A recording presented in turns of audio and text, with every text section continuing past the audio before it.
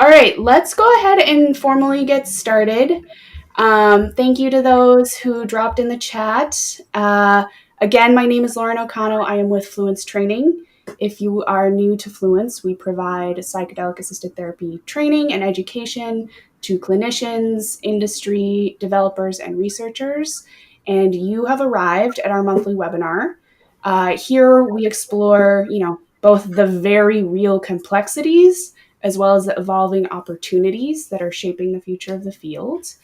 And this month, I am so grateful to host Joseph McCowan as he gifts us with his embodied perspectives of cultural humility and psychedelic assisted therapy.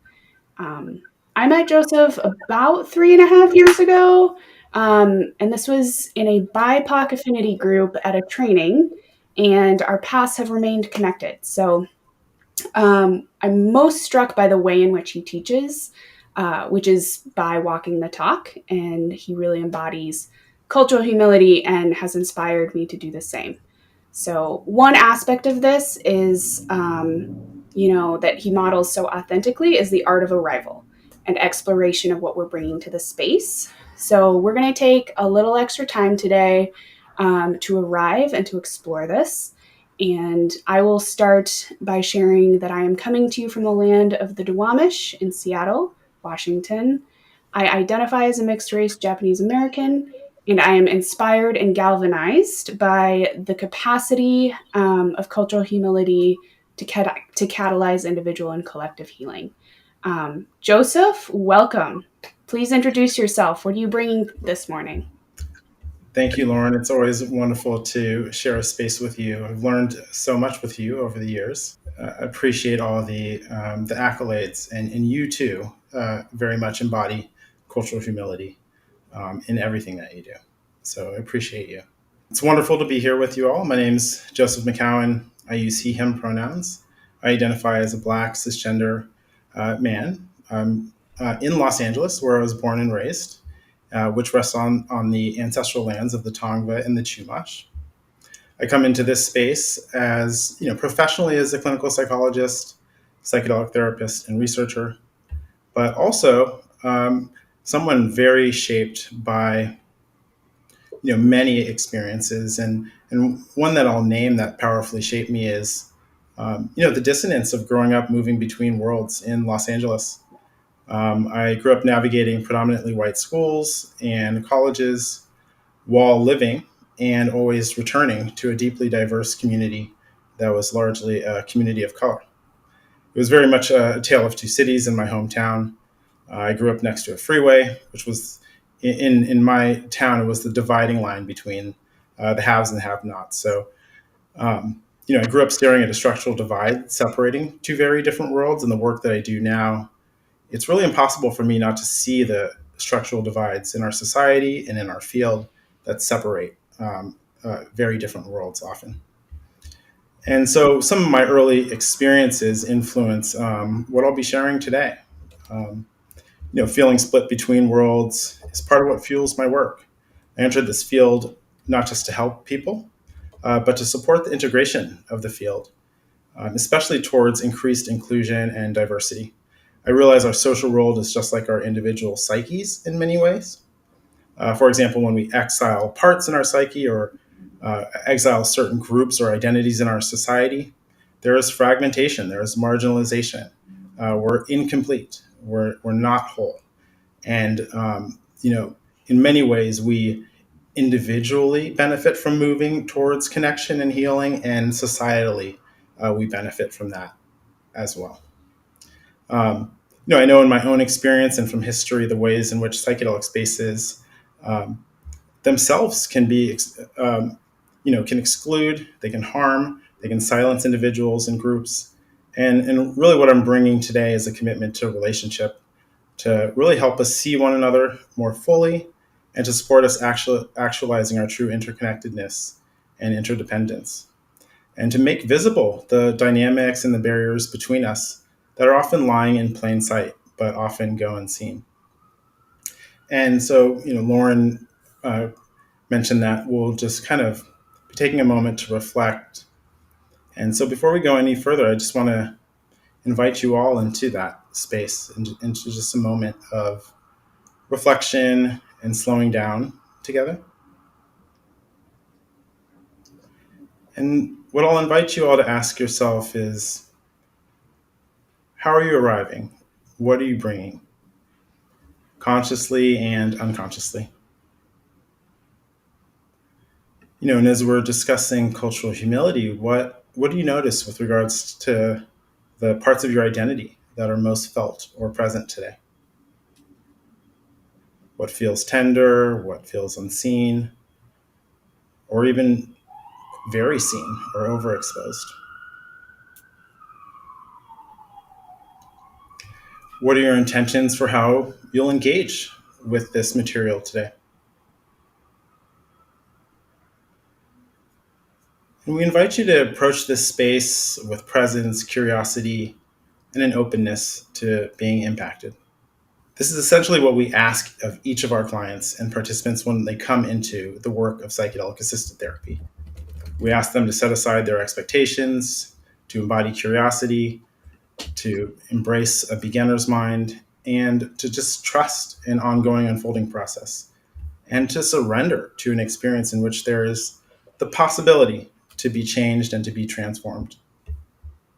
So, just inviting you all into that, and inviting you to just take a few deep breaths here as you allow this way of being and relating to be embodied. And we're collectively co creating the shared container for learning and growing.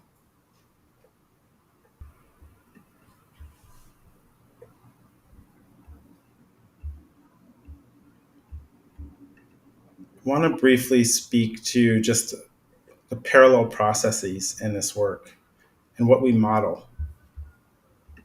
Embodying cultural humility, it's not just an exercise, it's not just simply a skill that we tag onto our work, it is the work.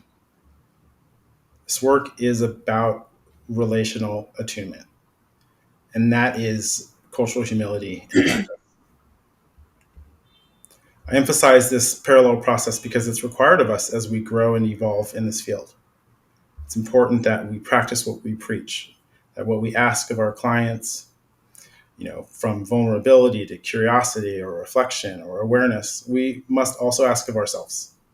And that is the parallel process, that is the work. And this work is so much more about how we are being than what we are doing. And emphasizing the relationship helps us bring down the barriers between us and helps us humanize the spaces that we share with others. So, showing up with curiosity rather than a desire for mastery, with reverence rather than a need for control or competence. I realize over the years of my work, when I show up more authentically as myself, my participants and clients are much more likely to join and meet me there. And it's really a beautiful thing to see them evolve into feeling empowered to show up authentically themselves. So it's non-hierarchical containers that create a very powerful dynamic and really, truly something sacred. So I'll close this opening by just offering, let this be a space where we practice, but we don't aim for perfection. What we really are going for is presence and availability, and not expertise, but embodiment. And realizing that our authentic selves are what's required in this work, not just something to kind of, develop and cultivate outside of this space. So, Lauren, a large part of cultural humility is acknowledging what we carry into any space. And I'd really love to hear what's alive for you most in this moment and what you're bringing to this conversation.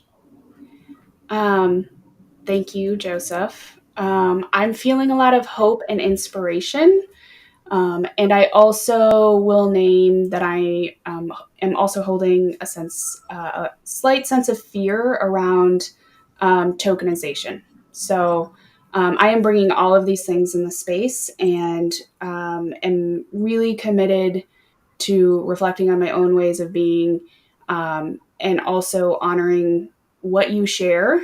I know that you are really gifted in sharing your own personal experiences, and I have a really strong desire to keep those in motion. So, thank you for this grounding and this opening. And I'm really struck by this notion of an openness to be impacted and the importance of authenticity. So, I want to kind of explore that a little bit further in terms of, authenticity and cultural humility. There are a lot, perhaps an egregious number of buzzwords that can dilute the authenticity of cultural humility. So, I'd like to start by asking you, could you please both describe what cultural humility in psychedelic assisted therapy is? What is it and what is it not? I very much believe to emphasize that the ongoing lifelong process of cultural humility is key, and that it's not a destination; it's a journey. You know, there used to be a lot of reference to cultural competence, and I feel very like proud of our field towards moving towards cultural humility because this isn't a badge that we earn or a title or it's not a competency category that we become. At some point we're so proficient in it or well versed that our work has stopped. It's an ongoing practice, and as mentioned before, it's a way of being more so than anything that we're doing, and so this requires ongoing reflection, willingness to challenge ourselves, and just a deep commitment to growth in every dimension of our relationships. So, our relationship with self, our relationship with others, our relationship with the world. And at its core, um, you know, cultural humility is a stance and it's a posture, and and essentially it's just learning. Many of us have attended many trainings. We've, you know, uh, have all sorts of academic backgrounds and history. But what we don't know is each person's experience and the vastness and the complexity of that. And we'll never fully know. And that's not a flaw, it's not a deficit. That's an opportunity. And really, humility is about knowing that what's more important than what we know is what we don't know all the time. And so, cultural humility really is this lifelong process of self-examination, reflection, and critique. Um, Looking at our biases, recognizing the power and privilege we hold, being accountable for the ways in which um, you know dynamics related to power and such show up in spaces with others. And in the process of therapy, more than anything, it's about decentering ourselves and centering the person or the people that we're with. But this doesn't mean that we disappear. It means that we uh, are actually fully present and available, but just in a different way. We're attuned, and we're engaged in a way that we can truly hear, witness, and honor those in front of us. And so, I can offer example of what this looks like from my clinical work. I once worked with a queer participant of color who identified as non-binary. They spent most of their life being misnamed, misgendered, misunderstood by many people in their lives, as well as so many folks just as they went about their days in the world. And they came into the work with us, me and my co-therapist, with a mix of hope, but also a ton of guardedness.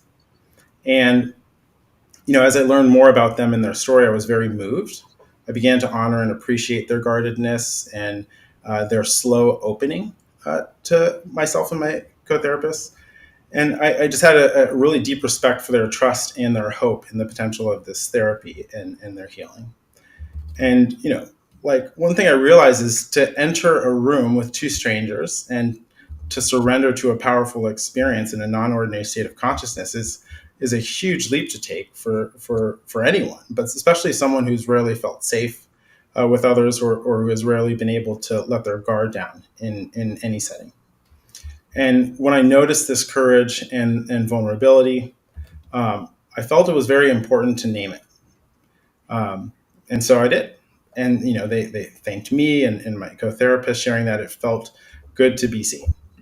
Um, but at that point, I realized it was important to not get too comfortable and cocky, and that the relationship wasn't in such a, everything would be good from that point forward. And so, what I felt also important to share was that, I invited them to let us know that if we ever said something that doesn't land, or anything that makes them not feel seen, or not feel heard, that we invite that feedback, and we empower them um, share that with us, because that's kind of like what helps the relationship evolve. And that too was impactful in that moment. Their posture changed, they opened up, they went even deeper into revealing more about themselves. And I realized in that moment, it's subtle, but that's what cultural humility is.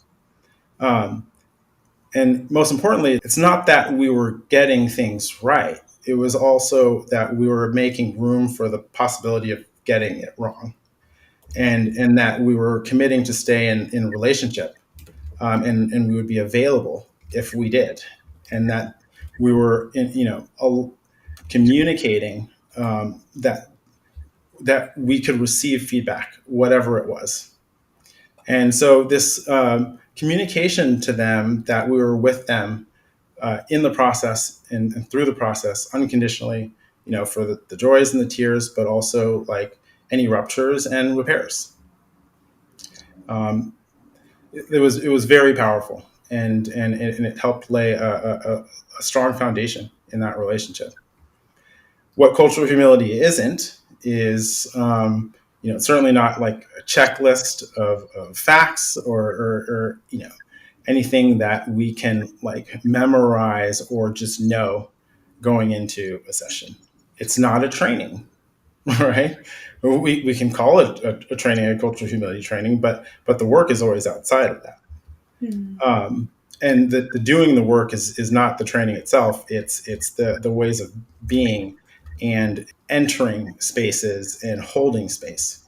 And so it's yeah, and it's not claiming an identity like an ally, and it's certainly not doing like missionary style work, or jumping into the position of advocating for someone, or bringing something to someone before we've connected with them, or gotten to know them, or listened to them, or learned about them. And so, it's very much more a slow process versus like a rushed one. And I often sometimes see like a very strong desire to make things happen. But, our participants and clients can very much tell the difference between humility and performance. And, we certainly uh, want to create more connection than distance, and performance can be easily read, especially in psychedelic states, and that often creates more distance than connection. Awesome. I love I can just see you come alive when you're talking about these examples of what it is, as well as what it is not. And so I really appreciate this notion of it's not an intellectual exercise, it's not a badge, it's not a gold star. It is truly like what's more important is about what we don't know, and making space for that possibility of getting it wrong and committing to repair in those instances. Um, so I'm wondering, I want to kind of segues. I've heard you speak about kind of the levels of cultural humility, and I'm curious how, what are these levels for the audience, and more specifically, can you talk us through an example of how they emerge in the practice of psychedelic assisted therapy? Yeah. So I consider or I conceptualize cultural humility in like levels or dimensions because it is so layered and complex. Um, and it, you know, the embodiment of it is must happen across domains of our lives and in different types of settings. Um, and so the levels are sometimes named differently by different people. Um, and I refer to the personal, the interpersonal, and the collective or organizational slash institutional. And these levels are not separate from the others. They're very much intertwined, and they overlap and they intersect. But to give an example of each, I'll start with the personal level, and this is really where the work begins and where we can always be doing it. It's the level of the self. It's the self inquiry. It's that self reflection. Reflecting on our identities, our biases, our conditioning, what we've learned, what we need to unlearn, and not just one time, right? It's over and over, being curious within. We might ask ourselves, what am I, noticing or bringing into this new relationship that I'm entering into? Or, as we kind of connect with someone, we might question the stories that we've inherited about uh, a person of a certain cultural group, and that can call us into, um, you know, like really trying to embody beginner's mind and actually meet that person for who they are versus um, some a preconceived idea or notion of who they might be. At the interpersonal level, this kind of refers to the work we do with others, any sort of like interpersonal relationship, how we show up with others. So this can be our clients, our participants, our peers, or our colleagues. And we might ask ourselves and reflect on, are we, you know, what's happening in the power dynamics? Am I noticing them? Am I co-creating safety and trust? Am I open to feedback? Or do I become defensive and reactive against it? Um, am I aware of the ways in which my own social location and intersecting identities are interacting with those of that I'm holding space with or in space with, whether it's a client or a colleague or a friend? And so, you know, I very much feel like in the interpersonal space, attuning to power imbalances and actively um, uh, working to mitigate them uh, and toward like mutuality and shared power is a very important part of the work of cultural humility. And lastly, we have the institutional or the collective level. This is where the larger context comes into play, where systems and structures come into view. Where we ask ourselves and our teams, like who are we? Who's being centered in our research design, for example, or what's the diversity of our training program? Like who's represented here? Who's not represented here? What are the biases or limitations of our group or our institution based on our collective identities and our representation? And it's important that we're coming back to, at the collective level. It's also important to recognize that history is a huge part of that context, and that we operate within structures and systems that have a history, and often they've historically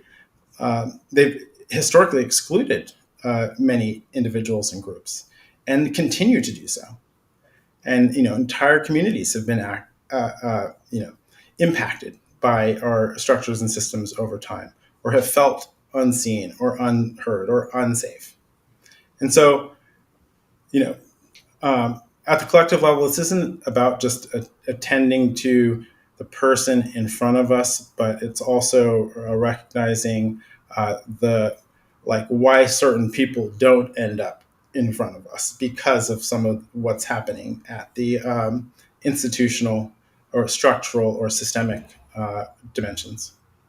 And if we're not asking these questions, then we are complicit.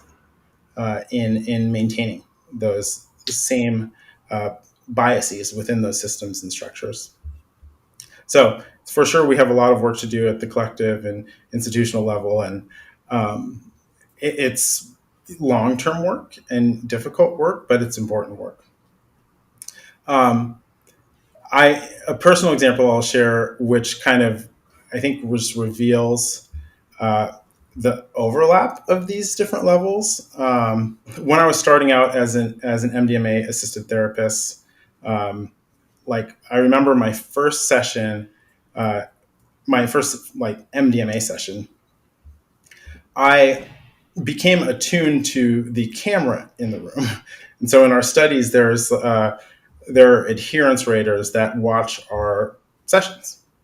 And it had been there in the prep sessions, but I didn't really feel the power of it until I was in the MDMA session, because I was being like monitored or assessed. I know they were just like kind of looking for anything that would show up as like unsafe practice, but I also in that moment remembered that I was a Black man working in a white dominated research space, and the person who would be uh, viewing my work was not Black.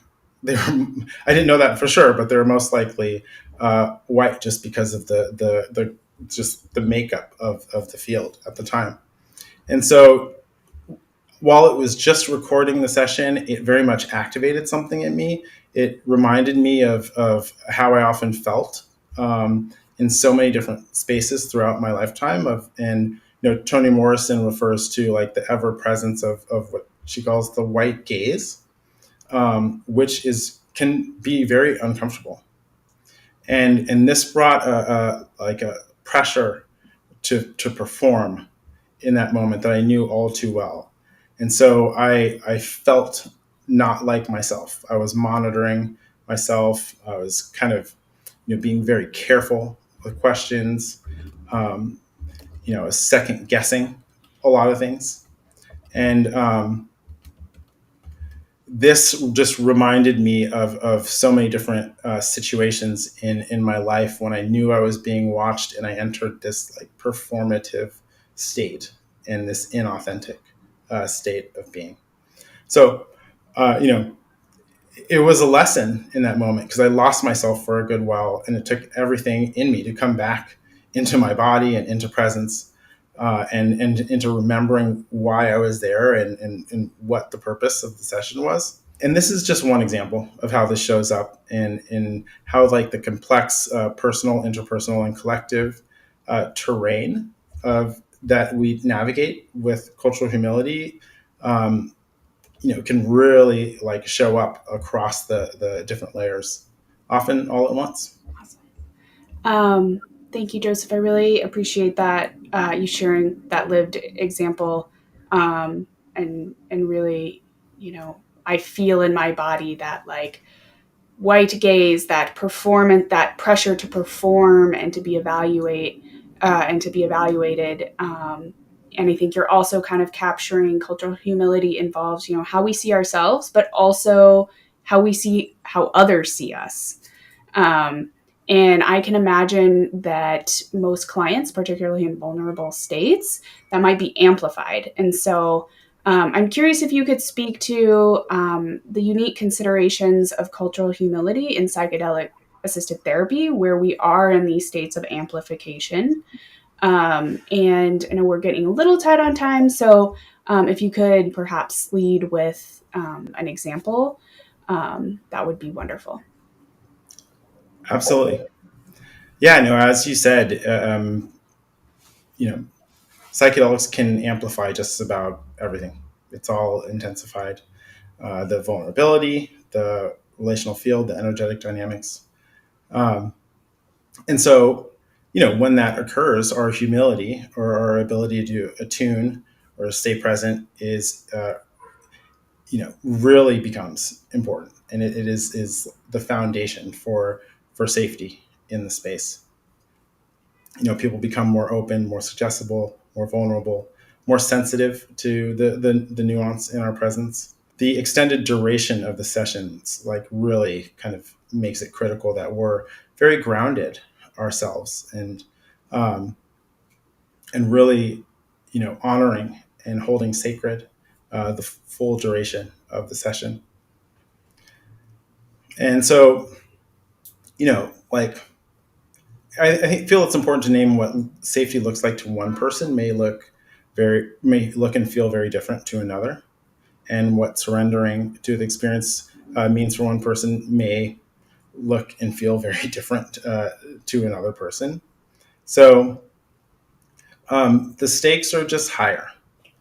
Um, I had some participants that I work with who, they didn't use the words intergenerational trauma or, well, one of them actually used the war on drugs, but um, they carry so much into this work. One of my participants had a strong support system, but they couldn't share anything with their community or with their family, which because of the degree of stigma that is associated with psychedelics. So, um, I know we're trying to move quickly through this, and I could share some other examples, but like. Um, when they were under the influence of the MDMA and they opened up in some really powerful ways, during the integration session the next day, they were, like they brought back a conversation about confidentiality because they so very much didn't wanted to make sure that, like, the things that they shared and that they had this experience was not going to leave the room.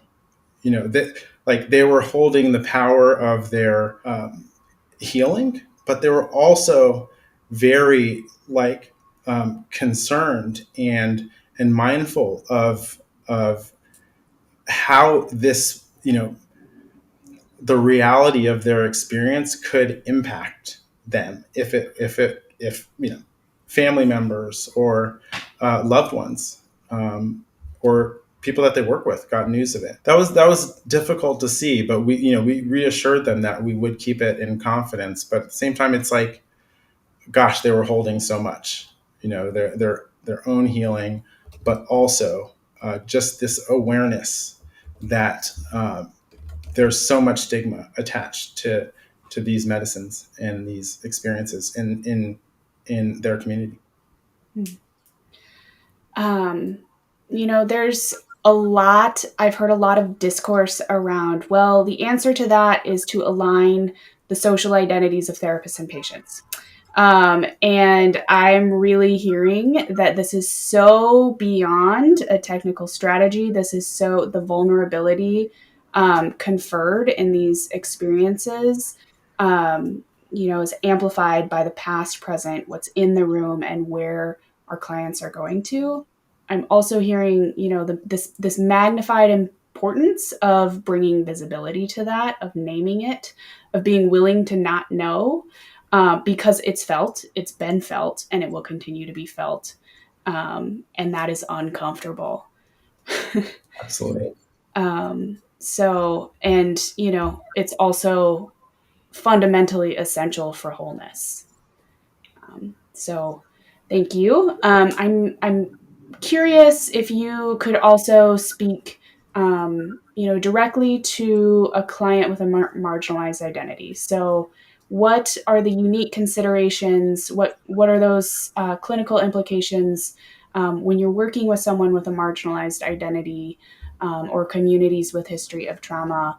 And I really want to put a big note here that historically marginalized peoples are not a monolith. And this work, by definition, must vary according to the lived experiences and identities in the room. Um, and I'm curious, what are those considerations and how do you navigate them? Yeah. So, I mean, there are many more than I can name, and as people of color or even just like one cultural group are not a monolith, and they don't all come in with the same experience. But just some of that which I was referring to. Um, there's the weight of.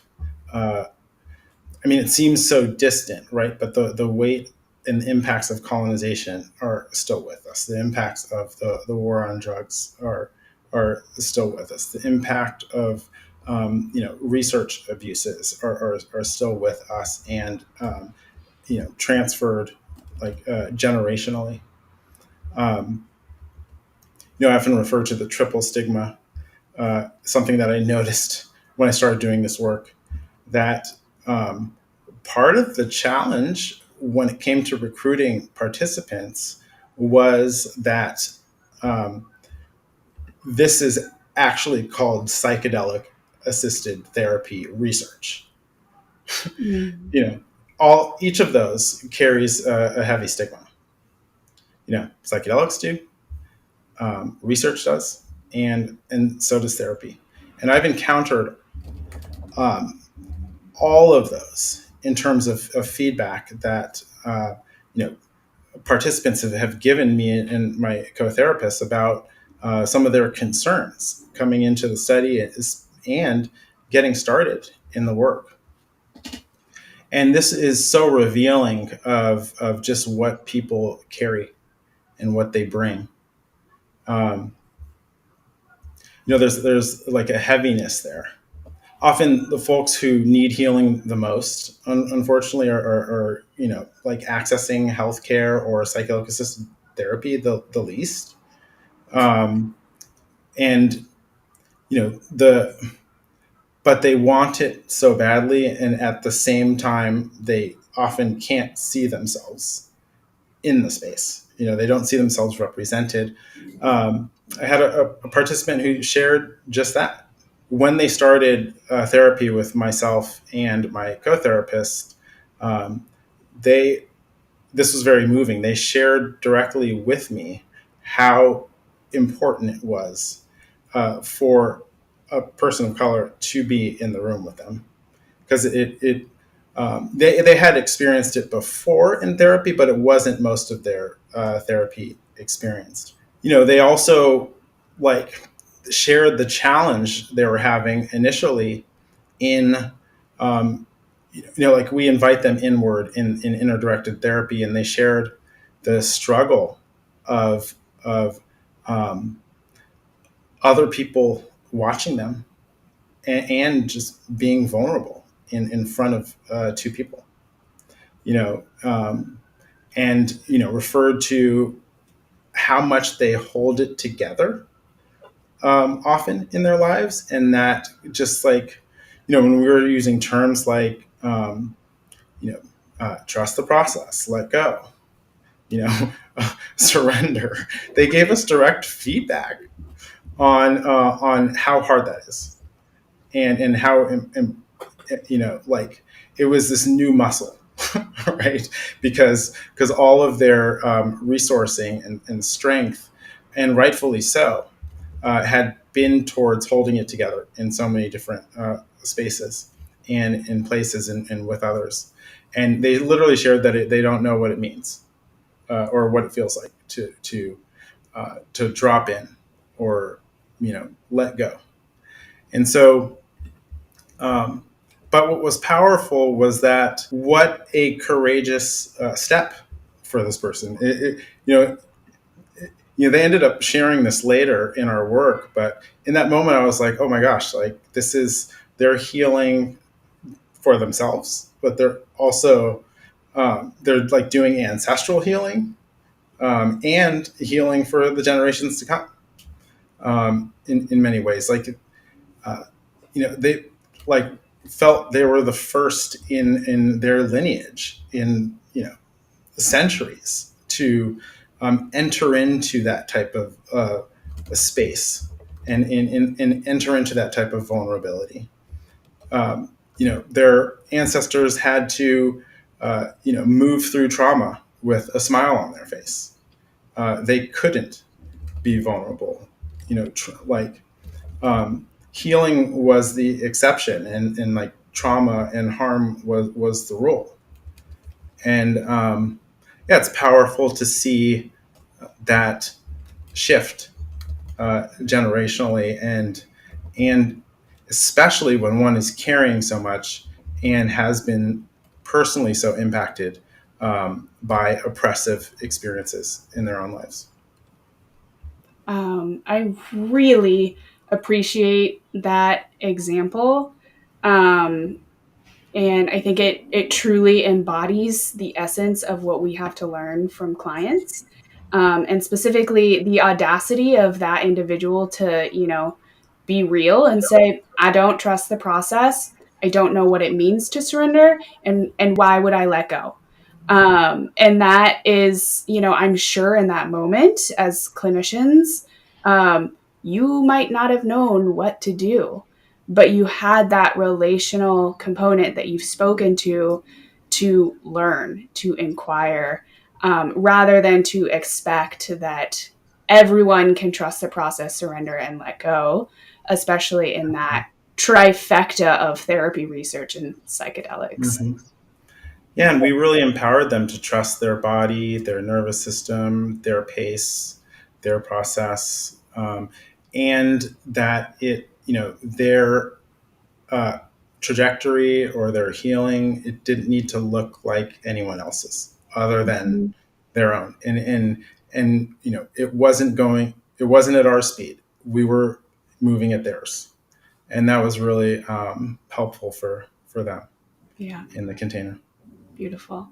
Well, we have about 1 minute before we're gonna switch gears to Q&A, but I'd love, Joseph, if you could share, what's a call to embodied action for clinicians doing this work? How do we integrate this into our practice beyond this webinar? And how do we integrate these ways of being not just today, but in all the days to come? Yeah. So I guess in keeping it brief, I really love this quote from Adrienne Marie Brown, who's an author and an activist, who shares, "We are each other's medicine." And as we know, psychedelics are powerful medicines and can really support, um, individual transformation and in some very powerful ways. Um, but this work is happening in relationship, and we can't just feel that psychedelics are the revolution or the change. We are, we are each other's medicine. We hold so much power, and that's in how we show up. It's in our humility, in our presence, in our authenticity, um, which really helps determine what kind of healing and the degree of healing is possible and can unfold. And so, um, yeah, just remembering that we need each other in all the ways, right? And so we refer to those levels: the personal, the interpersonal, the collective. If we're therapists, we might see the power of our work at the interpersonal level, but let's not forget um, that our work is ongoing personally, and that we have so much work to do to heal as a collective. And so how we each show up all the time to all the spaces, wherever we are, matters. Beautiful. Thank you. And while we're getting questions, um, I'll ask Joseph, what is bringing you hope in this work, in this moment, right now? There's a lot. Um,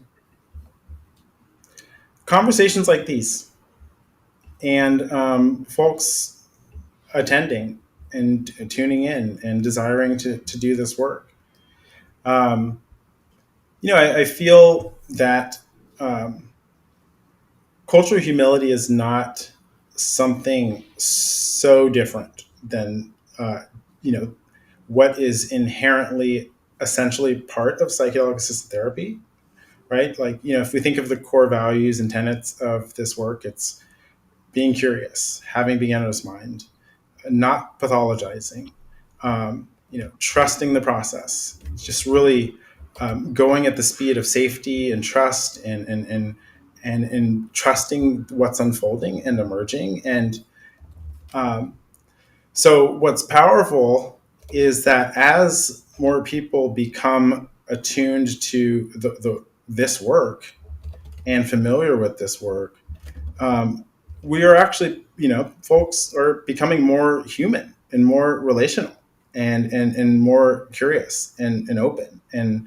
I feel that's what we need more in therapy spaces, but it's also what we need more in collective spaces. And so I'm just really hopeful for that emergence and that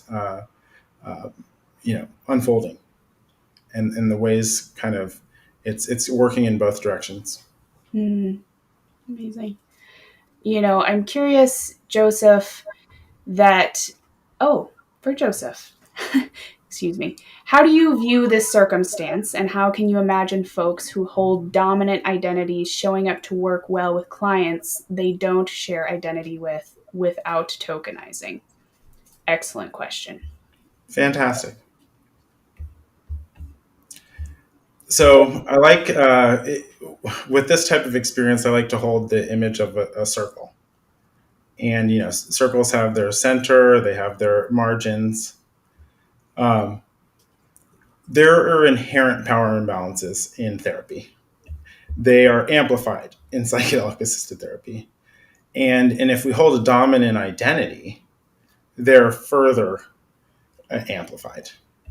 And so this is where the work really calls us into, um, like being mindful of power and relational dynamics. And so um, you're at the center of the circle. It's important to decenter yourself. And the participant or the client, especially if they hold a marginalized identity, is going to be at the margins. They might come in feeling small, and if you continue to hold the central location and take up too much space, they'll continue to feel that way.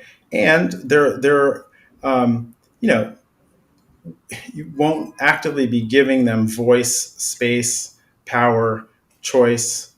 And so it's a process of really uh, like getting out of the way, but holding a space. So kind of moving to the margins helps uh, create more space for them, but you're still, you know, you're developing a supportive container for their experience.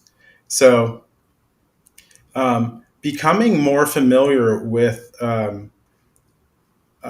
decentering without losing interest or involvement is a powerful part of the work for folks who hold non-dominant identities, because I imagine that there are some people who often are not familiar with not being centered, or are not familiar with being the learner versus the expert, Mm-hmm. and who are not familiar with allowing other people to hold um, the power, the direction, the choice, and to really exercise their voice. So really just moving into the position of learner from expert is hugely important.